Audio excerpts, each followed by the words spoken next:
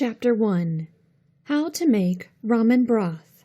Preparing ramen broth is perhaps the most complicated part in making Japanese ramen. Some broths can be time-consuming and will take you hours or even days to prepare. However, it is the broth that gives character to your ramen. It is considered to be the secret of a good ramen. How to make fish broth. The fish broth has a moderately salty taste. Despite its clear appearance, it should be full and savory from the Konbu with a smoky aroma. The fishy taste should be strong but not displeasing or overpowering. This broth is typically used for shio and vegetable ramen. I think this broth is also the perfect choice for those who are health conscious because you don't have to add high-sodium condiments such as soy sauce. Making fish broth is quick and easy because you don't have to spend the whole day cooking this broth. You can even prepare a simple fish broth in just a couple of minutes. What you'll need: 2½ cups water, 2 konbu, niboshi, dried anchovy, katsuboshi, salt, pepper. Konbu, niboshi, and katsuboshi are available from Asian grocery stores. Step-by-step instructions. 1. Pour 2½ cup of water to a saucepan. Put it on low heat. 2. Add konbu, dried kelp. 3. Add 2 to 4 pieces of konbu. 4. Remove konbu just before the water boils. 5. The broth should be pale and yellowish in color. 6. Then add niboshi, dried sardines, and simmer it for 15 minutes. 7. Remove niboshi from the water. 8. Separate niboshi from the broth. 9. Then add a handful of katsuboshi in the saucepan. 10.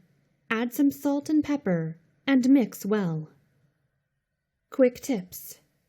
How to wipe konbu.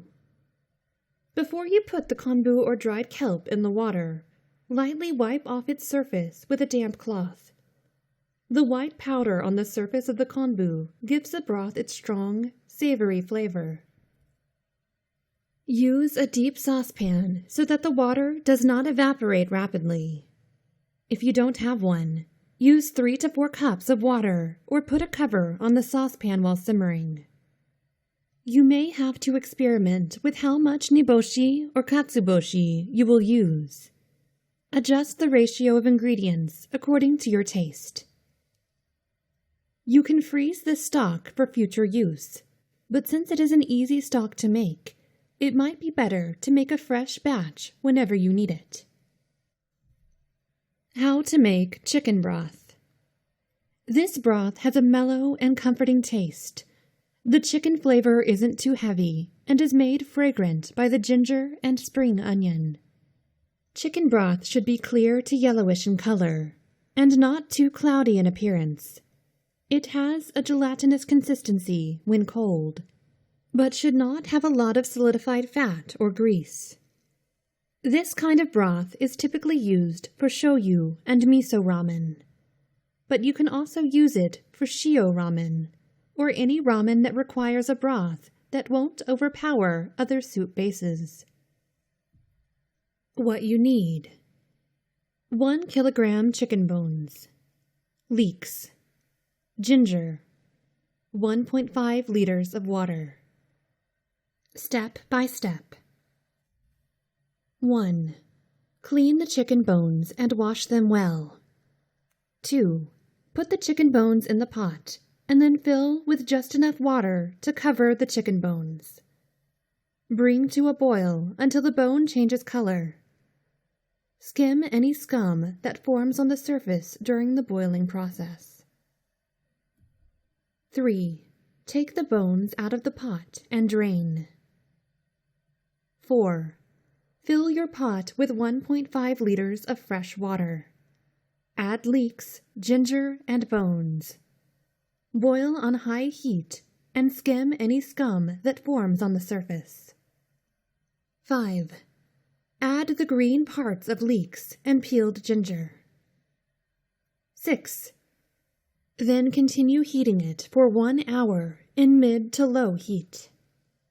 7. Filter it on a deep container or bowl using a strainer with a kitchen towel on it. Quick tips.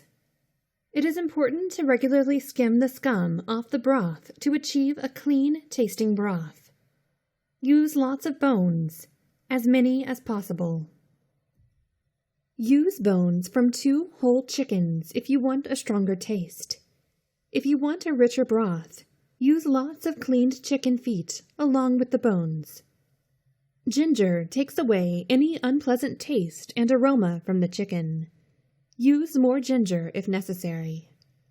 Chicken stock isn't as fatty as pork stock, but you can cool it down and skim the fat off the surface if you wish to cut down on cholesterol. You can store the stock in your freezer for future use. It will keep for around 2 to 3 weeks. How to make pork broth. Pork broth has a rich, meaty taste. It can also be quite fatty or oily, depending on the parts used for the broth. Tonkotsu broth is white and creamy. We will use the pork bone broth for tonkotsu ramen. You can also use this broth for miso ramen to give it a meaty flavor. What you need: 4.6 kilos pig's feet, 1 small piece ginger, 5 garlic cloves. Step-by-step instructions. 1. Put the pig parts in a deep pot and let it soak for around 2 hours to get rid of the blood. 2. After soaking, change the water and bring to boil. Boil for 30 minutes. 3. Remove any foam or scum that forms on the surface. 4. Remove the water, then wash the pot and the bones. 5. Put the bones back to the pot. Fill the pot with water again, enough to cover all the meat and bones. 6. Add the peeled ginger and garlic cloves. 7. Slow cook for 15 to 20 minutes, or until you achieve a creamy white broth. 8. Skim off the scum whenever it forms on the surface. 9. After cooking it for 15 to 20 hours, transfer and filter the stock through a strainer or cheesecloth into another deep pot. 10. Cool the stock over ice water or cold water. You can now store it in the freezer and take it out whenever you need to use it. 11. Before you heat or use the broth, make sure to remove the lard on the surface.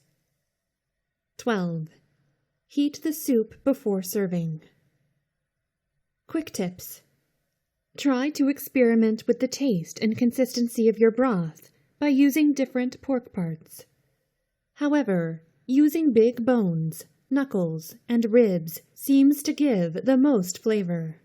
After boiling most of the meat off the bones, break the bones with a heavy cleaver. The marrow inside the bones will give your broth a rich flavor.